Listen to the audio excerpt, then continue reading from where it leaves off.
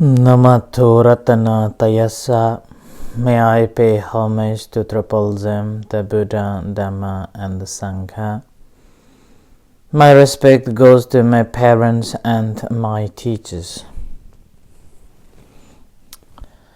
Hello, good evening everyone. So today is Saturday the 17th of October 2020. This is Ajahn Sujan from Varapunya Meditation Center, Aberdeen, Scotland.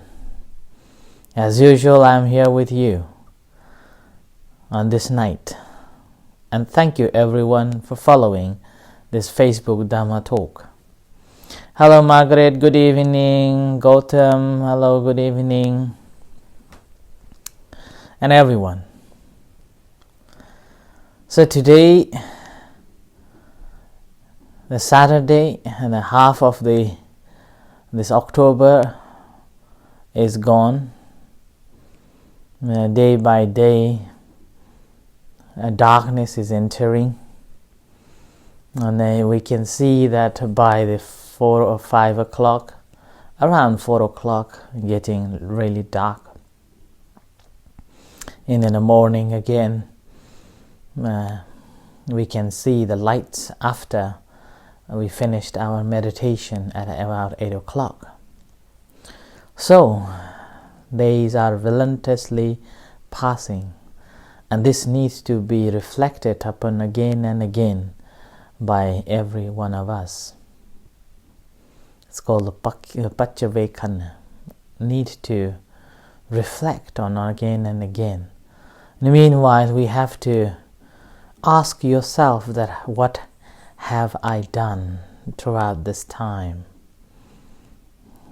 And particularly since we wake up until the dawn, what have we done? What have I done? Any good things or any negative things? And this needs to be reflected again and again. And we shouldn't be wasting our time regardless of what. Because time is so precious and we need to utilize it as much as we can while we are still conscious and fit enough. So today, again, in line with the ongoing Dhamma talk relation to the first discourse of the Buddha, I thought that rather than going into further details on the understanding of the cause of all the troubles, and cause needs to be eliminated, and that once we have fully eliminated, then the cause fully understood. Similarly, in terms of the nirodha, or the cessation of the problem, one has to realize it. Hello Chutima, hello Sarala. We have to realize that. It's called a Satchikata Bha, a realization of that it can be end, the problem can be end. And Satchikatantime, so once we have fully realized that every problem has cause and this problem can be end, and there is a possibility of end of the problem needs to be understood.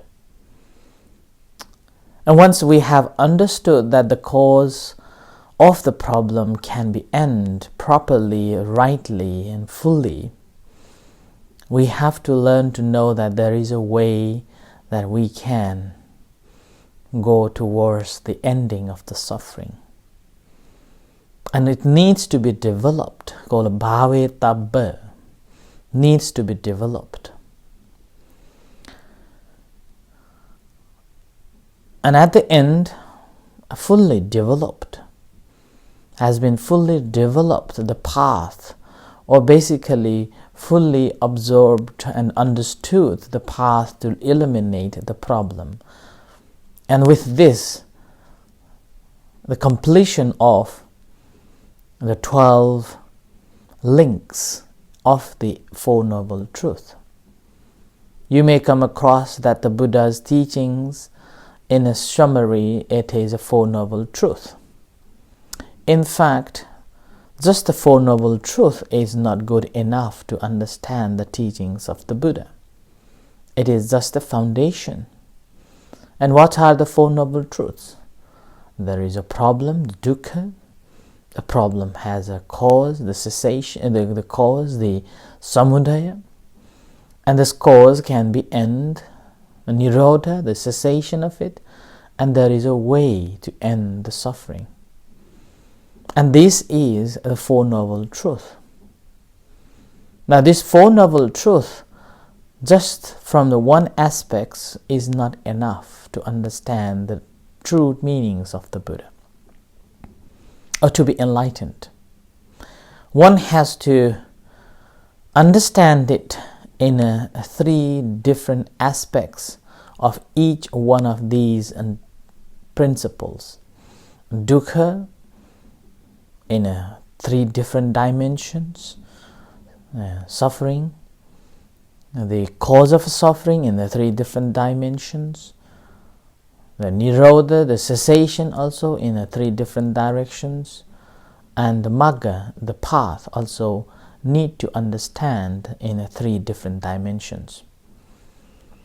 The very moment once a person who is able to understand in these ways, which comes together, the 12 links, an ability to understand distinctively in a difference, and ability to break it into such a way that I'm able to understand in a small parts of it, how it generates.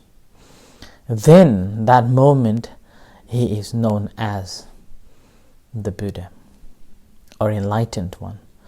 So in order to understand that, there is a beautifully said in the first discourse of the Buddha said that Yava kivancha me bhikkhave imesu chatusu arya satyesu evanti parivattang davadasakarang yatha bhutang jnana dasanang nasuvi suddhang ahosi.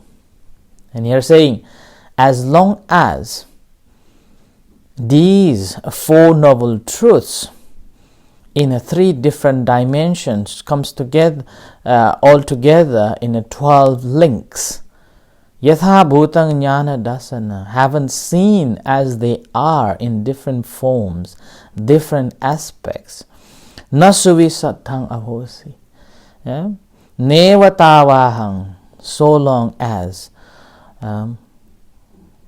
there is no way, there is no way in the world that whether the deities, maras or brahmas to the mass of a being with its reckless Brahmins, kings and people that I had understood, attained and realized rightly by myself and incomparable, the most excellent, perfect enlightenment.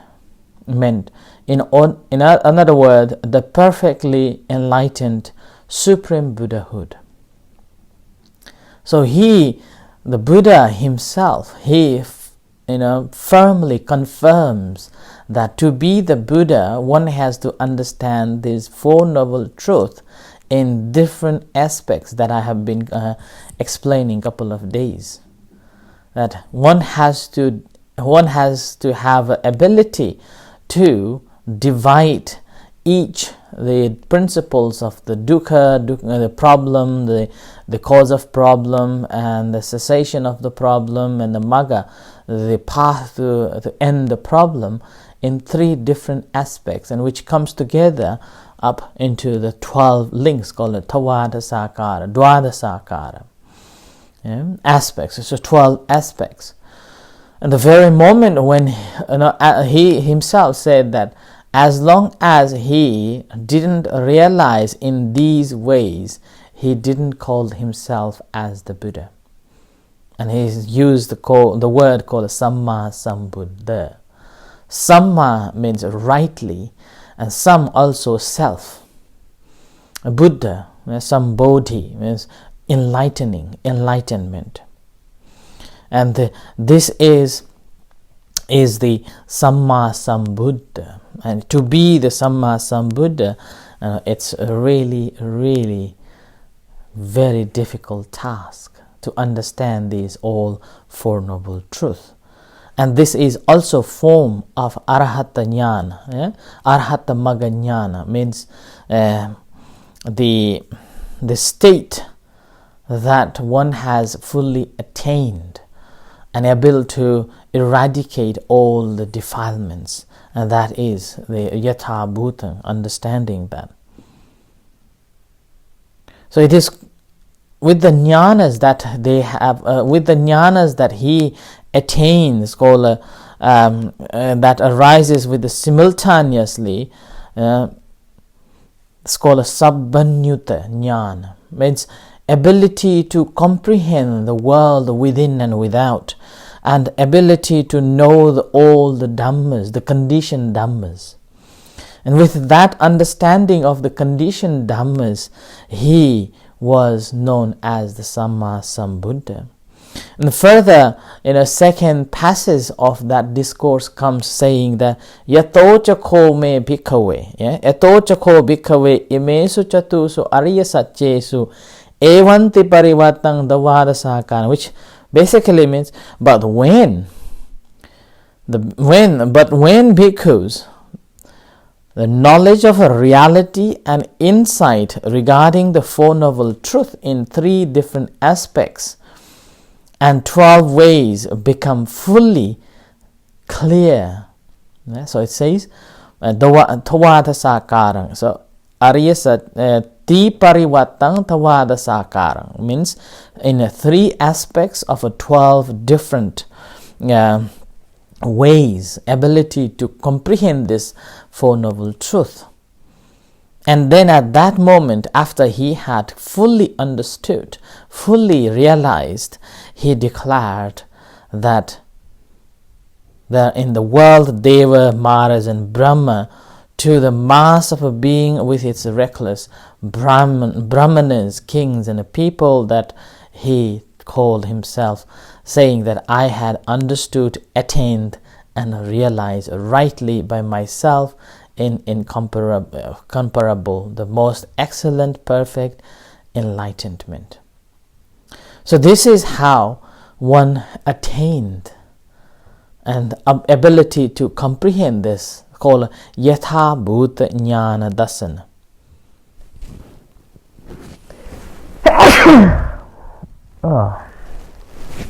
Excuse me. Knowledge of seeing a reality as it is, as it truly is, was fully clear in 12 ways derived from these 3 jnanas. The Satya Jnana, Kicca Jnana and Katha Jnana. Satya Jnana is understanding the reality of it. Kicca Jnana is a duty to be realized that properly, and Katha Jnana has been understood properly. So these 3 jnanas, and with respect to each of these 4 Noble Truths, then that's how the one becomes the enlightened one. And further, another passage comes which is declaring, saying that Jnanam chapaname dasanam udapadi akupame vimutti ayamantima jati natti dani punam bhavati, which means indeed the knowledge and vision arose in me. Jnanam chapaname dasanam, Jnanam chapaname, and the knowledge and vision arose in me, and akupame, unshakable is a deliverance. The vimutti, the liberation from defilements, is achieved by means of the practice of Arhat, the noble ones and of Phala.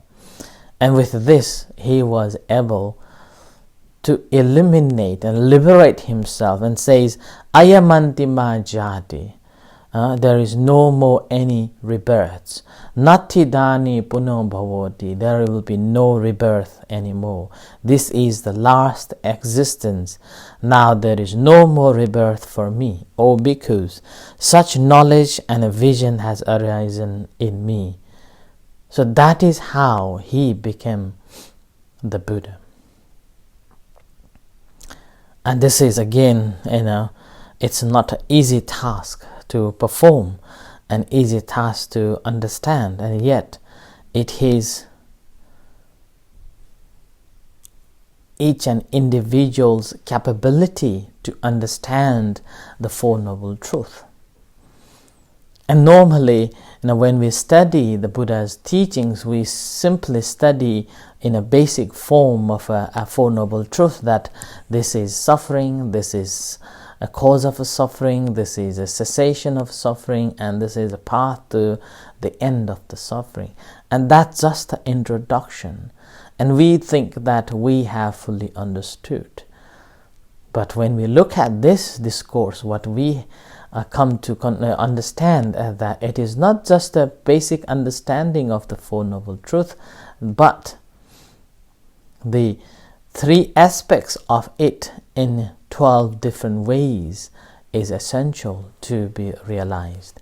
And Buddha, he recall it and he confirms that we have to realize in that way. And this again, we can take it into our day-to-day life. When we have a problem, sometimes we simply take it, accept it, and ponder an ability to understand that this is the main root cause of it. And oftentimes, we are unable to deal with it by simply not able to find the cause of it. And even sometimes we may know the cause of it, but unable to comprehend it completely, that these are the main root cause of the problems, like such as we humans born alone. We born alone, nobody born together, although there are twins and triplets, but they born one at a time. That's why their birth time is different. So we are all born alone. And being alone is suffering, boring. Being alone is different types of a problem you have to face. And as we grow up, we tend to find, we think of having some companions or friends, and then with that we search for someone that we can trust and someone we can live together. And goes on like that, and finally, after some would find first love on a first sight and stayed for many years, and others would take a long time, or maybe changing so many times, and still find not a right one. So that is trying to get more comfortable by having other companions. And in a way, in a anthropologically looking at it, each human beings are human because there is another person. If there is no other person, then we are not humans, right? So with that, we want to have a companion, and thinking that having companion would decrease the problem, but in fact it increases different form of a problem in us. Sometimes nonsense can be a problem, and other time speaking even just a few words, and suddenly a few minutes later or in a few moments after, the whole conversation change into stressful and trouble. Another time, even simple words and just kind words, change the whole atmosphere and become so kind again one another. But there is a different level of a problem you have to face. So there is a saying: when you are alone, you have a problem of being alone. But when you are in a relationship, is another degree of a problem of your own, and then problem of the companions that you are having. And a few, probably a year or 2 years, there will be a flowering and a rosy environment. But as days passed and began to see different forms, and will be when there will be a friction and problems generally creates, right? So with this, gradually we see that why these are the problems beginning, because of our desire is different now. Our craving is changing now. The craving has fulfilled, and new form of emotion has created. And a desire that we used to have now has been changed to something else. And that change again, maybe because of being together for a longer period of a time, or because of you grown up and the society different, the environment has different, the workload is different, and with this, these desires will shifting and changing, and with that change, different level of a problem arises. There will be a divorce, there will be a fighting, there will be a debating every day, like that. And this is again, with that, what happens is that you want to be somewhere else. It's called a bhavatanha, existence in different planet, or existence in different environment. And that's how you are happy to divorce. And other times, despite of how you are loving each other, time is such that you have to give up. Maybe some way, somehow, due to the sickness or due to the illness, someone, or due to the accident, someone passed away. And with that again, you will be separated. And that moment, what happens is that we are lamenting, we're grieving and bereaving over that death, and goes on. And there's another degree of a suffering that we have to understand. And this is again the vibhavatanha, that I wish it won't happen like that. So these become the cause of the rest of other problems, and these things we have to realize and understand. The very moment when we understood in that way, and gradually we will be able to free ourselves from this this called anchoring, or dragging us into this misery. The more we understand, then we be able to understand that these can be let go. These can be eliminated by letting go. And there are different ways of letting go that I have explained in a last month or so on the third noble truth. And these are, we need to realize. And ultimately, what is it that yatha bhuta jnana dasana, knowing things as they truly are, that end of the day we have to live alone. End of the day we have to go alone. No one will come together. No one will die together. And whenever we leave this flesh, after breakup of this body, then again we will be reborning, or we will be continuing on the basis of the karma that we have done in this life, which may be different to one another. Doesn't matter how many days or a year we are living together, but their intention and their thought can be different.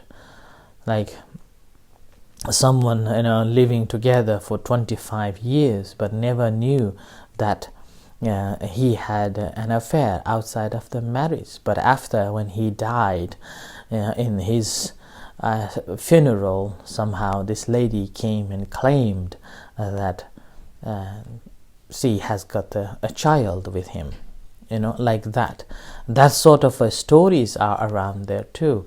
And and the wife thought that he was so kind, and he was so good husband, but end of the day she realized that she was cheated, like that. And these sort of stories around there are all the time, and this needs to understand. And the very moment when we fully understood, then we'll be able to break, we'll be able to stop. And that's how the Buddha understood the Four Noble Truths in different ways. And after he understood, so that way, and he himself known or called himself as the Buddha. And this jnanan chapaname dasana, with the knowledge he has seen all these kilesas, that how the defilements comes and takes us away into this misery, and ability, the very moment when he able to know that, he was able to completely eradicate without any remainder, and also calm down and tranquilized his mind fully. So with this, all the cravings, and which is the main root cause of the problems, been eradicated, and with that able to understand that with even this body is impermanent, and this body we again shouldn't be attached to and thinking that this is permanent and this is happiness. And the very moment when we have the right understanding of this, that this whole life is flicking moment, and it's not belongs to us, and we have to leave whatever we do this time or during this time will paves, and whatever we understood, this will help us to liberate ourselves in the future. So I offer this as tonight's reflection on this, and thank you everyone for listening, and may you all be well and happy. Stay safe, take care. May the Buddha Dhamma Sangha bless you. In a few moments time we are going to have evening chanting and guided meditation. I would like to invite you to join with us. Otherwise, we'll see you tomorrow. Until then, good night and see you. Sadhu.